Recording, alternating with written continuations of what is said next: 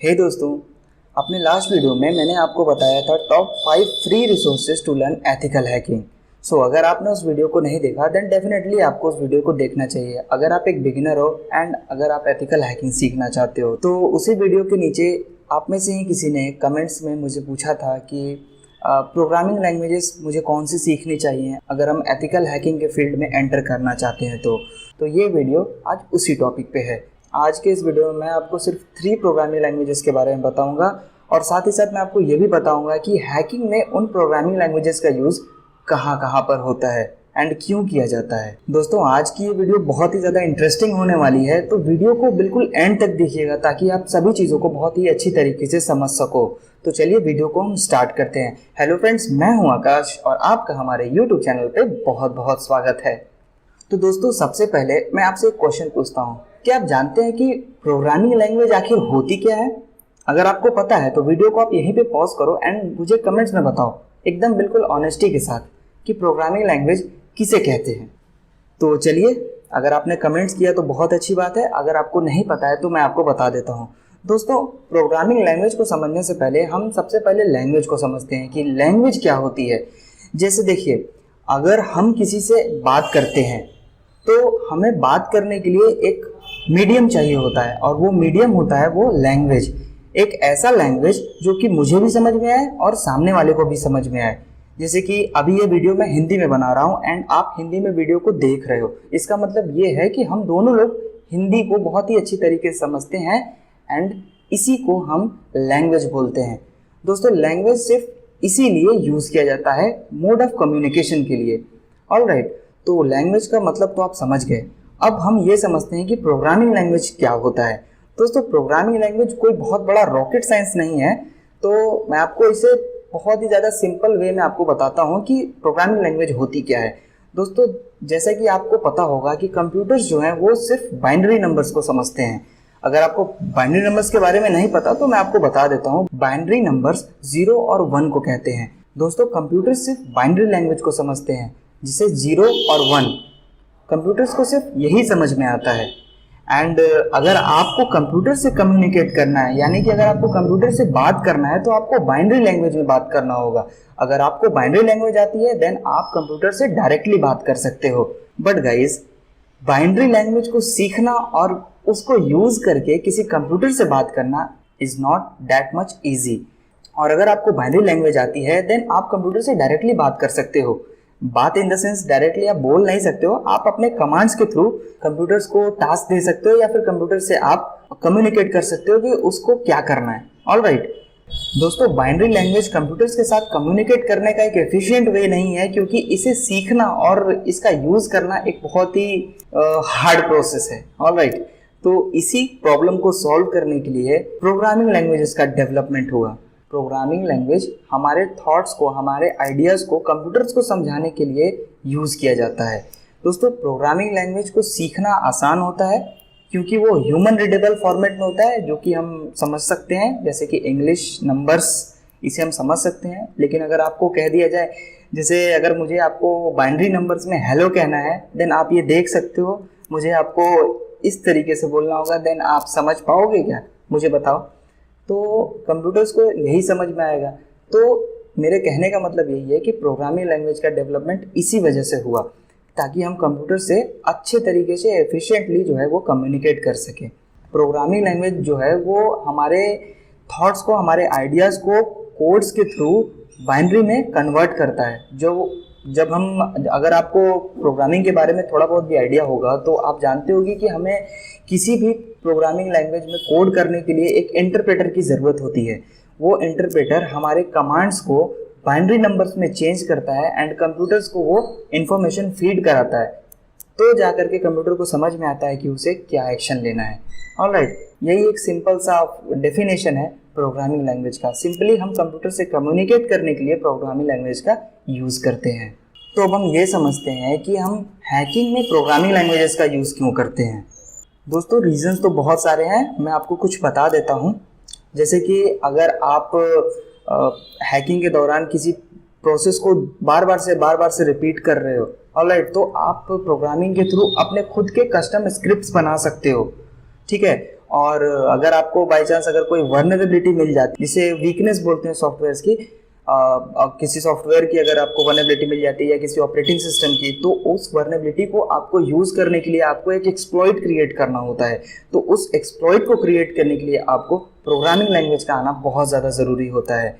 Alright, और भी बहुत सारे रीजंस होते हैं जिसके लिए प्रोग्रामिंग का नॉलेज होना एक हैकर को बहुत ही ज़्यादा बेनिफिशियल होता है। तो प्रोग्रामिंग आपको डेफिनेटली सीखनी चाहिए। तो अब हम ये समझते हैं कि सबसे बेस्ट प्रोग्रामिंग लैंग्वेज कौन सी होती है जिसको कि आप हैकिंग में यूज़ कर सकते हो।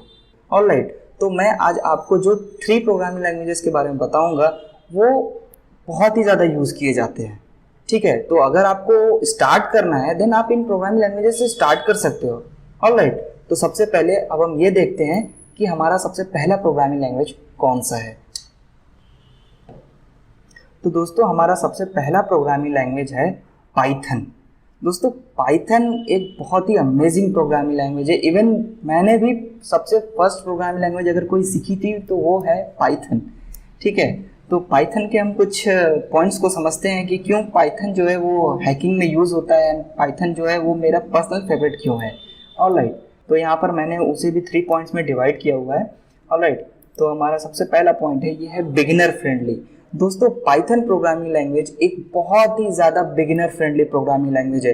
तो अगर आपका टेक्निकल बैकग्राउंड नहीं भी है तो भी आप पाइथन सीख सकते हो। बिल्कुल 1 महीने के अंदर आप पाइथन बहुत अच्छी तरीके से सीख सकते हो, एंड उसका यूज़ करके आप अपने खुद के प्रोग्राम्स एंड स्क्रिप्ट्स बना सकते हो। क्योंकि जो इसका सिंटैक्स होता है ना वो इंग्लिश से बहुत ही ज़्यादा रिलेटेबल होता है, तो इसको सीखना उतना ज़्यादा हार्ड नहीं होता। उसके बाद हमारा सेकंड पॉइंट है हाई लेवल लैंग्वेज। दोस्तों पाइथन एक हाई लेवल प्रोग्रामिंग लैंग्वेज है। इसका यूज़ हर जगह किया जाता है। मतलब आप आर्टिफिशियल इंटेलिजेंस में भी यूज़ कर सकते हो, आप वेब डेवलपमेंट में भी, एप्लीकेशन डेवलपमेंट में भी, विंडोज़ के लिए भी सॉफ्टवेयर बनाने के लिए पाइथन का यूज़ किया जाता है। तो पाइथन सीखना आपके लिए बिल्कुल भी वेस्ट नहीं जाएगा। आप अगर पाइथन सीख लेते हो देन डेफिनेटली आपको करियर में आपके बहुत ही ज़्यादा हेल्प मिलेगी इससे। उसके बाद हमारा थर्ड पॉइंट है मल्टीपर्पज़। दोस्तों पाइथन, जैसे कि अभी मैंने आपको बताया कि पाइथन का यूज़ हर जगह किया जाता है। तो पाइथन को आप हैकिंग के लिए यूज़ कर लो, या डेवलपमेंट के लिए यूज़ कर लो, या फिर अपने खुद के प्रोडक्ट्स के लिए यूज़ कर लो, या आप इसका यूज़ करके फ्रीलांसिंग भी कर सकते हो, एंड अपॉर्चुनिटीज़ आपके लिए बहुत सारी हैं। तो पाइथन सीखना आपके लिए बहुत ही ज़्यादा इंपॉर्टेंट है। आप पाइथन को इग्नोर कर ही नहीं सकते हो अगर आप एक प्रोफेशनल हैकर बनना चाहते हो तो। ऑलराइट, तो अब हम देखते हैं कि हमारा सेकेंड प्रोग्रामिंग लैंग्वेज कौन सा है। दोस्तों हमारा सेकंड प्रोग्रामिंग लैंग्वेज है वो है जावास्क्रिप्ट।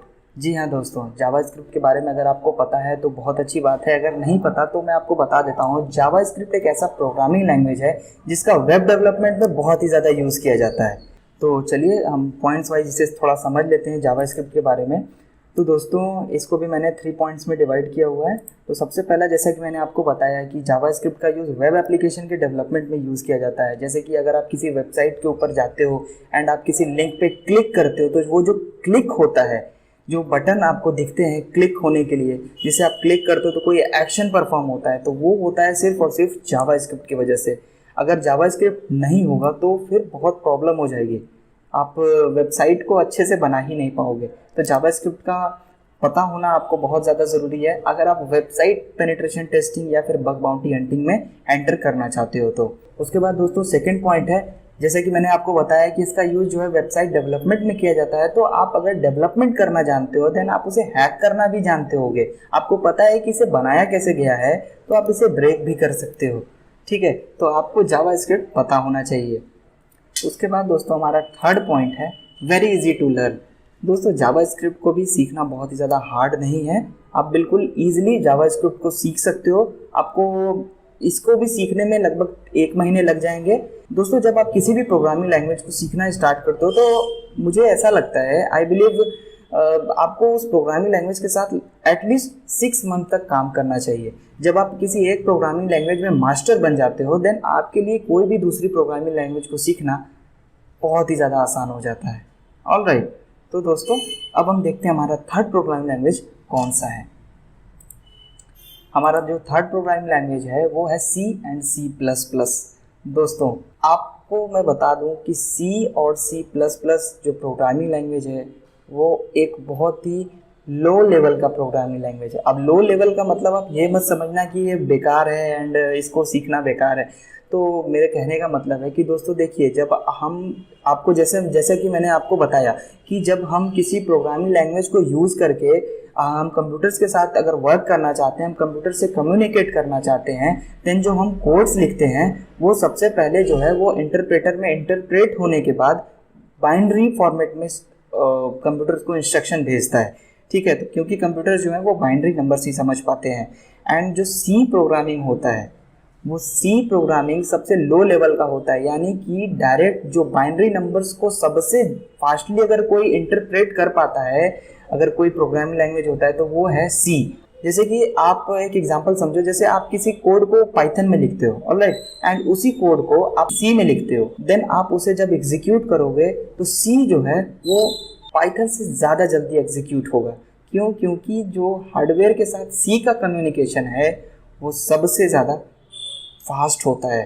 बाइनरी नंबर्स में सी प्रोग्रामिंग लैंग्वेज को कन्वर्ट करने में सबसे कम समय लगता है एंड इसी वजह से सी का बहुत ही ज़्यादा यूज़ किया जाता है आज भी।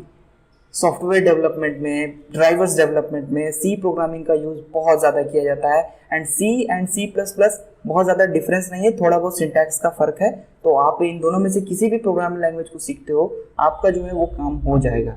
ऑलराइट, तो देखते हैं, इसे भी कुछ पॉइंट्स में मैंने डिवाइड किया हुआ है। तो सबसे पहला point, mother of all language. दोस्तों सी प्रोग्रामिंग लैंग्वेज जो है ना वो mother of all programming language है। सी प्रोग्रामिंग से ही सारी प्रोग्रामिंग लैंग्वेजेस का जन्म हुआ है। ठीक है, क्योंकि देखिए जो इंटरप्रेटर जो बनता है, जो जैसे कि पाइथन को हम यूज़ करना चाहते हैं तो उसके लिए अलग अलग तरह के आईडीईज आते हैं, और जैसे पाईचार्म्स है या फिर पाइथन के ऑफिशियल साइट से भी जो इंटरप्रेटर आप डाउनलोड करते हो, कहीं ना कहीं उसको भी सी में ही कोड किया गया है। तो इस वजह से सी प्रोग्रामिंग को mother of all programming languages कहते हैं। उसके बाद दोस्तों इसका सेकंड पॉइंट है, best for exploit development and reverse engineering. दोस्तों सी प्रोग्रामिंग का यूज सबसे ज़्यादा एक्सप्लॉइट डेवलपमेंट में होता है, क्योंकि दोस्तों देखिए ज़्यादातर सॉफ्टवेयर्स को बनाया जाता है सी और सी प्लस प्लस का यूज़ करके। तो अगर आपको पता चल गया कि जब इसे सी में बनाया गया है, देन आपको उसके लिए एक एक्सप्लॉइट बनाना है, तो आपके लिए सी प्रोग्रामिंग का जाना बहुत ज़्यादा ज़रूरी हो जाता है। क्योंकि दोस्तों सी में जो कोड्स होते हैं ना वो बहुत ही ज़्यादा जल्दी सिस्टम में एग्जीक्यूट होते हैं। तो कहीं ना कहीं एंटीवायरस इवेजन के लिए भी सी प्रोग्रामिंग का यूज़ आप कर सकते हो। एक्सप्लॉइट जैसे कि आप बनाते हो, तो एक्सप्लॉइट जो हम सी में कोड करेंगे और उसी एक्सप्लॉइट को अगर हम पाइथन में कोड करेंगे तो उसे एग्जीक्यूट होने में थोड़ा समय लगता है। एंड कहीं ना कहीं ये एक एंटीवायरस के लिए अलार्म क्रिएट कर देगा कि कहीं कनेक्शन जो है वो कहीं बाहर इस्टेब्लिश हो रहा है।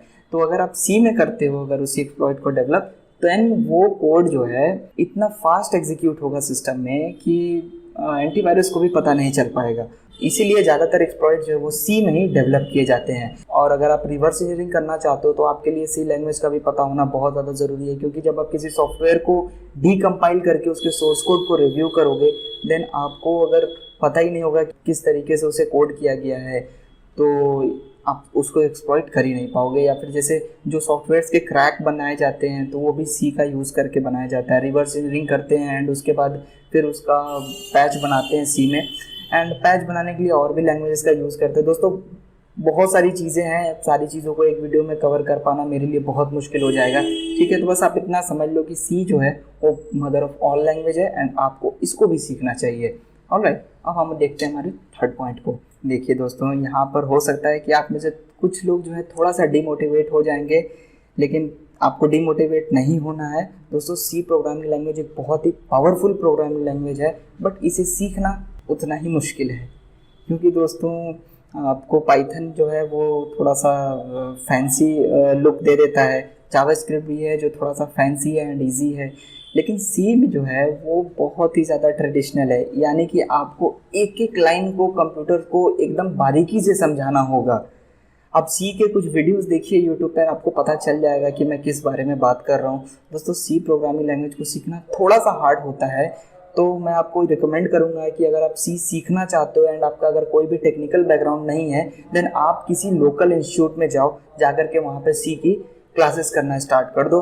आपको सी जो है वो लगभग 3 महीने के अंदर आपको सिंटैक्स समझ में अगर एक बार आ गए ना, देन आप आराम से कोडिंग कर सकते हो। कोडिंग बहुत ज़्यादा कोई रॉकेट साइंस नहीं है बहुत बड़ा।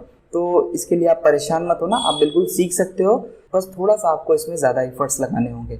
ऑलराइट, तो दोस्तों ये है 3 ऐसी प्रोग्रामिंग लैंग्वेजेस जिन्हें अगर आप स्टार्टिंग में अपने करियर के सीख लेते हो तो आपको डेफिनेटली बहुत ही ज़्यादा हेल्प मिलेगी। एंड होप सो जिसने भी हमारे वीडियो में कमेंट किया था उसे उसके क्वेश्चन का आंसर मिल गया होगा।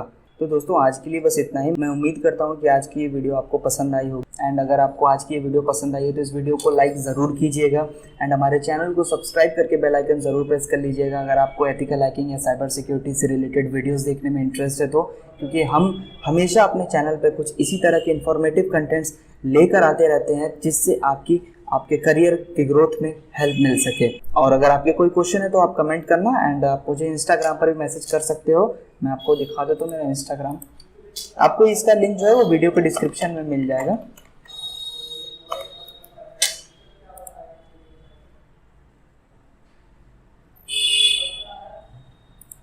दोस्तों ये है मेरा इंस्टाग्राम अकाउंट, आप यहाँ पर मुझे मैसेज कर सकते हो, अब आप मुझे फॉलो भी कर सकते हो। बहुत ही जल्द हम अपने इंस्टाग्राम अकाउंट पर भी एक्टिव होने वाले हैं।